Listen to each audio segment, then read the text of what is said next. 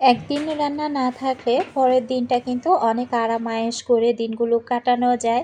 সংসারের কাজগুলো করেও কিন্তু শান্তি লাগে। হ্যালো এভরিওয়ান, আসসালামু আলাইকুম। সবাইকে নতুন আরেকটি লাইফস্টাইল ব্লগ ভিডিও দেখার আমন্ত্রণ জানাচ্ছি। আজকের ভিডিওটি শুরু করেছি কাপড়-চোপড় ভাঁজ করা থেকে। তো গতকালকে দেখিয়েছিলাম যে অনেকগুলো কাপড়-চোপড় জমা হয়ে আছে, তো সেগুলো আর ভাঁজ করা হয় নাই। তো ভাবলাম যে কাপড়-চোপড়গুলো আজকে ভাঁজ করে ফেলি। তো এই কারণে কিন্তু সবগুলো কাপড়-চোপড় একসাথে করে নিয়ে এই তো কাজ করা শুরু করলাম। আজকে রান্নাবান্না নাই। গতকালকে যা রান্না করেছিলাম সেগুলো কিন্তু অনেকটা রয়ে গিয়েছে। তো এই যে দেখেন, একদিন রান্না না থাকলে সেদিন কিন্তু অনেকটা মোটামুটি আরাম করা যায়, আবার কাজের চাপটাও কম থাকে। তো যেদিন রান্না না থাকে সেদিন কিন্তু ঘরের একটা বাড়তি কাজ আর কি করে নেওয়া যায় খুব সুন্দরভাবে। রান্নাবান্না থাকলে হাজারটা কাজ করার পরও মেয়েরা কি খাবে বা কি রান্না করব এটা নিয়ে কিন্তু একটা টেনশন থেকেই যায়। তো এদিক থেকে যেহেতু রান্না-বান্না নাই, তো ভাবলাম যে কাপড়-চোপড়গুলো আগে ভাঁজ করে ফেলি। আমি কিন্তু সকালবেলা ঘুম থেকে উঠে আগে হালকা পাতলা একটু নাস্তা করে নিয়েছি। নাস্তা বলতে কি, আমি এমনিতেই একটা বিস্কিট আর ১ গ্লাস পানি খেয়ে নিয়েছিলাম। খেয়ে এরপর ভাবলাম যে কাজগুলো করে থাকি। আর চিন্তা করেছি যে আজকে কিছু রুটি বানাবো। তো রুটিগুলো আর কি ফ্রোজেন করব। দেখতে দেখতে তো রমজান মাস চলেই আসছে, আর বেশি দিন বাকি নেই। তবে আমার কাজ মনে হয় কোনোভাবে ফুরাচ্ছে না। আর সংসারের মতো জায়গা থেকে কোনোদিন কাজ কিন্তু শেষও হবে না। তো এই তো আমি খুব সুন্দর করে প্রত্যেকটা চাদর আমি এক এক করে ভাঁজ করে নিচ্ছি। তার সাথে পরা কাপড়-চোপড়গুলো।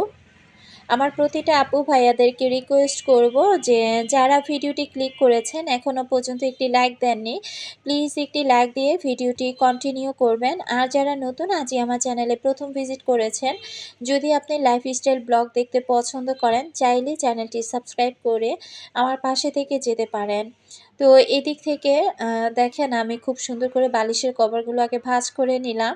এভাবে না চাদর ভাঁজ করলে আর কি বালিশের কভার সহ রেখে দিলে পরবর্তীতে কিন্তু আলাদা করে আর ওই বালিশের কভারগুলো আর কি খোঁজার কোনো দরকার হয় না।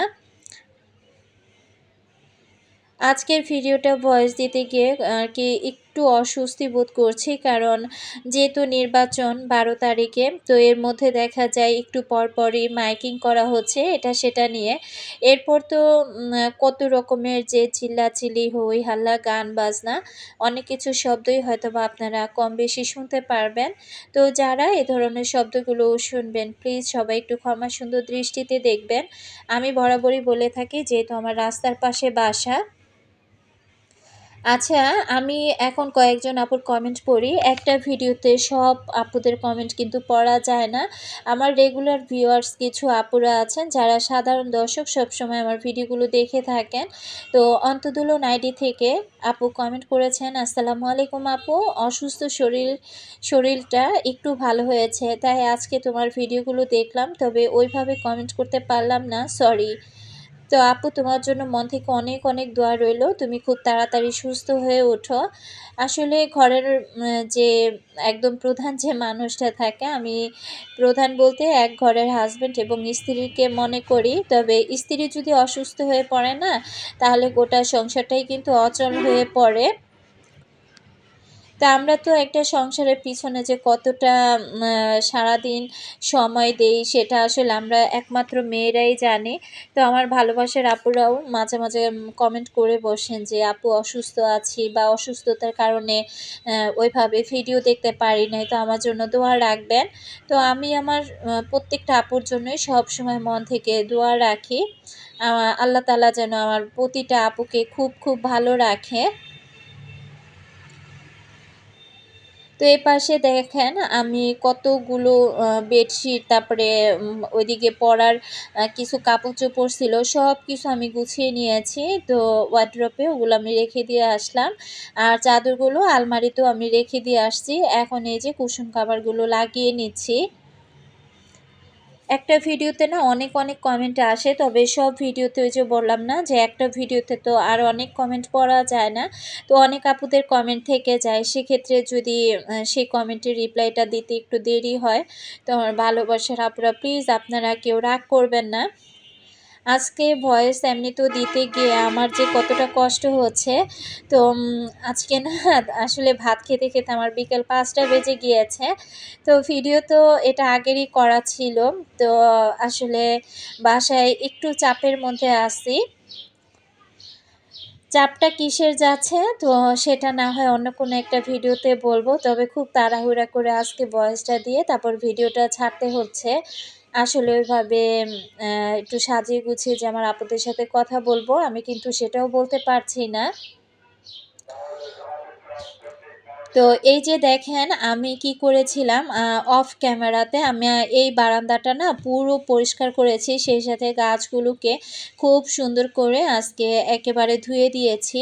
তো গাছগুলো ধুয়ে দেওয়ার পর দেখতে এত এত বেশি ভালো লাগছিল, আর এত ধুলাবালি জমছিল কি আর বলবো।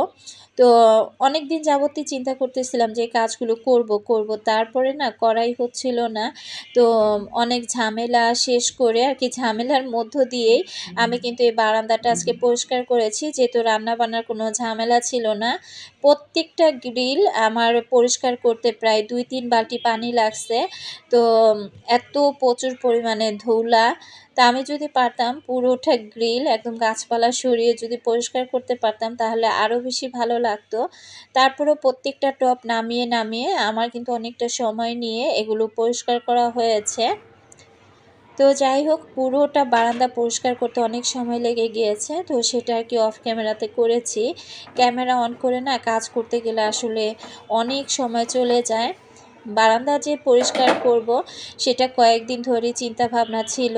তো আজকে যেহেতু রান্নাবান্না ঝামেলাটা ছিল না, তো এই কারণে কিন্তু ওই বাড়তি কাজটা করতে পারলাম। আসলে রান্নাবান্না না থাকলে সেদিন যেমন মোটামুটি অনেকটা আরামে থাকা যায়, নিশ্চিন্তে থাকা যায়, সেই সাথে কিন্তু বাড়তি কিছু কাজও করে নেওয়া যায়।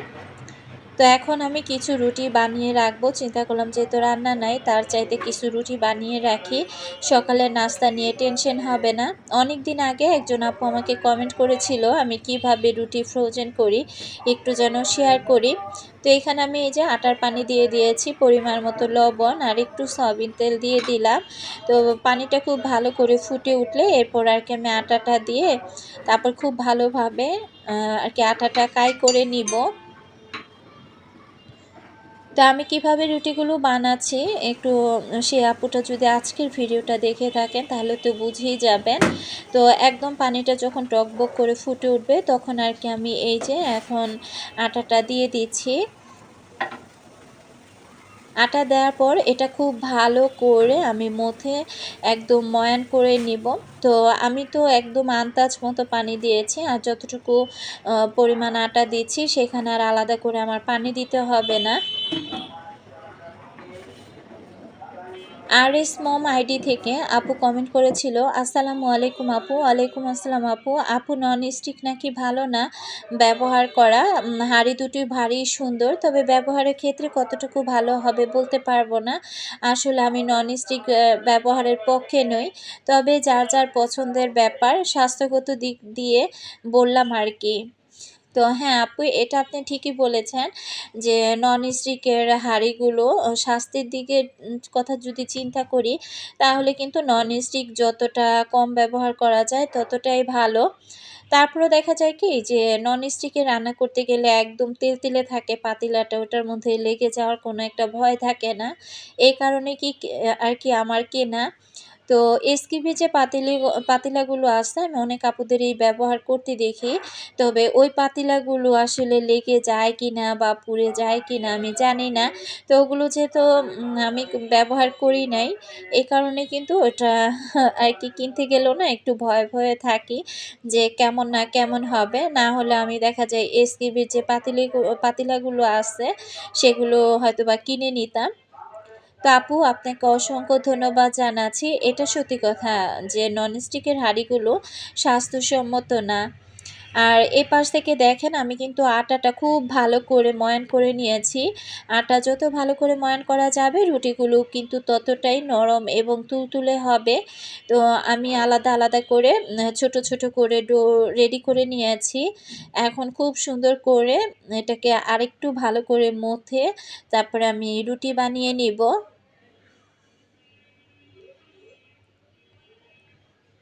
আমার হাঁড়ি দুটি অনেক ভালোবাসার আপুরাই পছন্দ করেছেন। তো রিফাত মম ব্লগস থেকে আপু কিন্তু খুব সুন্দর একটা কমেন্ট করেছে। তো আপু লিখেছিল, আপু নিজের ইনকামের টাকা দিয়ে ২টা হাঁড়ি কিনেছো, সুন্দর হয়েছে। আমি খেয়াল করে দেখেছি আপু তুমি কম দামের মধ্যে অনেক সুন্দর সুন্দর জিনিস কিনতে পারো। তুমি যদি আমার পাশের ফ্ল্যাটে থাকতে তাহলে আমি যখনই কোনো কেনাকাটা করতাম তোমায় সঙ্গে নিয়ে যেতাম। যাই হোক, মটরশুঁটিগুলো ছাড়িয়ে নিচ্ছ। তো আপু তোমাকে অসংখ্য অসংখ্য ধন্যবাদ। যে যাই হোক, আমার অল্প টাকার কেনা জিনিসগুলো যে তোমাদের কাছে এত এত ভালো লাগে। সত্যি কথা বলতে আমি কিন্তু বাজার যেহেতু আমি করি, কেনাকাটাগুলো আমি নিজের হাতে বেশিরভাগ করে থাকি। তো আমি কোনো কিছু কিনতে গেলে কিন্তু অনেক দরদাম করি। তো মাঝে মাঝে দেখা যায় কি দোকানদাররা কিন্তু আমাকে কিপটে বলে উপাধি দেয়। তখন আমার মেয়েরা যদি সাথে থাকে, আমার মেয়েরা বলে যে দেখো শুধু আমরাই কিপটা বলি না, দোকানদাররাও তোমাকে কিপটা বলে। তো আসলে মেয়েদের তো ওই বয়সটা হয় নাই। আমরা মেয়েরা কিন্তু যখন যেখানে কোনো কিছু কিনতে যাই না কেন, তখন কিন্তু দেখা যায় যেটা ৳৫ চাবে সেটাকে আমরা কিন্তু ৳১.৫ থেকে দামাদামি শুরু করতে করতে ৳২, ৳২.৫ পর্যন্ত নিয়ে যাই। আসলে কোনো কিছু আমার যদি মনে হয় যে না এটার দাম অনেক অনেক বেশি, আমি খুব চিন্তা ভাবনা করে সেই জিনিসটা কেনাকাটা করি। যদি দেখি যে না এটা যেটার দাম সেই দামের চাইতে তারা দ্বিগুণ চাচ্ছে, তাহলে দেখা যায় দোকানদারের সাথে না বললে সেই দোকান থেকে আমি আর কেনাকাটাই করি না। তারপরেও আমার আপু তোমার যে পছন্দ হয়েছে, আমার কেনাকাটাগুলো বা পছন্দ হয়, তার জন্য কিন্তু তোমাকে অসংখ্য ধন্যবাদ জানাচ্ছি। এটা সত্যি বলেছ, যদি পাশাপাশি ফ্ল্যাটে থাকতাম ২ জন গিয়ে মনের মতো করে ঘুরতাম আর কেনাকাটা করতাম। আমি কিন্তু ঘুরতে বা কেনাকাটা করতে খুব বেশি পছন্দ করি। তো আপুকে অসংখ্য ধন্যবাদ জানাচ্ছি। আর এই দিক থেকে আমি কিন্তু রুটিগুলো কতটা পাতলা করে বেলেছি সেটা দেখিয়ে দিলাম। আসলে মোটা রুটি না খেতে ভালো লাগে না। আবার জবার বাবাও মোটা রুটি তেমন একটা পছন্দ করে না। তো আমি কিন্তু রুটিগুলো তাওয়ায় দিয়ে ২-১ সেকেন্ড রেখে এরপর উল্টিয়ে আবার ২-১ সেকেন্ড রেখে এরপর কিন্তু প্রত্যেকটা রুটি আমি নামিয়ে নিচ্ছি। এগুলো এখন আমি ফ্যানের বাতাসে রুটিগুলো ঠান্ডা করে এরপর যে বক্সে রাখবো, বক্সের নিচে একটা পেপার অথবা টিস্যু দিয়ে এরপর সবগুলো রুটি রেখে উপরে একটা পেপার বা টিস্যু দিয়ে দিলে কিন্তু খুব সুন্দর রুটিটা তারপর নর্মাল ফ্রিজে রেখে দিলে দেখা যায় ৩-৪ দিন খুব সুন্দর কিন্তু থেকে যাবে। ৫ দিন পর্যন্ত কিন্তু এই রুটিটা খুব সুন্দর থাকে। তো যাই হোক, ওটা যখন ঠান্ডা হবে তারপর বক্স করে তারপরে আর কি রেখে দিব। এখানে যেহেতু আমি কয়েকটা রুটি আবার ভেজেও নিয়েছি অফ ক্যামেরাতে। সকালবেলা যেহেতু শুধু বিস্কিটটা খেয়েছিলাম, তো চিন্তা করলাম যে যেহেতু রুটি বানিয়েছি তাহলে একটু চা বানিয়ে নেই। তাহলে দেখা যায় একটু ভারী টাইপের খাবার হবে আর ক্ষুধাটাও কম লাগবে।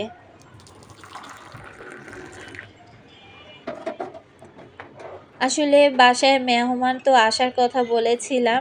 তো অলরেডি কিন্তু আমার বাসায় এখন মেহমান অলরেডি চলে আসছে। তবে মেহমানদের ভিডিওগুলো শেয়ার করতে করতে আল্লাহই জানে যে রোজাই চলে আসবে কিনা। তো আমার হাতে যেহেতু এখনও কিছু ভিডিও জমা আছে, তো সেই ভিডিওগুলো যখন শেষ হয়ে যাবে তখনই কিন্তু আমি মেহমানদের ভিডিও আপনাদের সাথে শেয়ার করব। আসলে কাজকর্ম নিয়ে অনেক ব্যস্ত হয়ে পড়েছি। অনেক ভালোবাসার আপুদের ভিডিওগুলো কিন্তু দেখতে পারি নাই বা পারছিও না। আসলে বাসায় মেহমান থাকলে বোঝেনই তো, সবসময় ওভাবে হাতে মোবাইল নিয়ে কোনো কাজও করা যায় না আর ভিডিও দেখা তো দূরের কথা। তো যাই হোক, যখন সময় সুযোগ পাবো অবশ্যই একটু আমার আপুদের চ্যানেলে ভিজিট করার চেষ্টা করব। তো আমার আপুরা প্লিজ মন খারাপ করবেন না। তো এদিকে মাছগুলোকে আজকে একটু বেলা করেই খাবারটা দিয়ে দিয়েছি। আর এই যে দেখেন গতকালকে তরকারিটা রয়ে গিয়েছে। তো চিন্তা করলাম এই তরকারি দিয়ে খাওয়া হয়ে যাবে। সেই সাথে কিন্তু শাকের তরকারিটাও ছিল। তো আমি শুধু অফ ক্যামেরাতে ভাতটা রান্না করে নিয়েছি। এখন দুপুরের খাবার খাচ্ছি, আর এই তো দুপুরের খাবার খেতে খেতে বিদায় নিয়ে নেব। আমার ভালোবাসার আপুরা আমাকে কমেন্ট করে আমি নাকি অনেক কাজ করি। তবে আজকে কাজ বলতে শুধু বারান্দাটা পরিষ্কার করেছি, ঘর-দুয়ার মুছে নিয়েছি। সবকিছুই অফ ক্যামেরাতে করেছি। তবে কাজটা যদিও একটু পরিমাণে বেশি হয়েছে, ততটা খারাপ লাগেনি যেহেতু রান্না-বান্নাটা করাই ছিল। তো যাই হোক, আজকের মতো বিদায় নিলাম। সবাই ভালো থাকেন। আল্লাহ হাফেজ।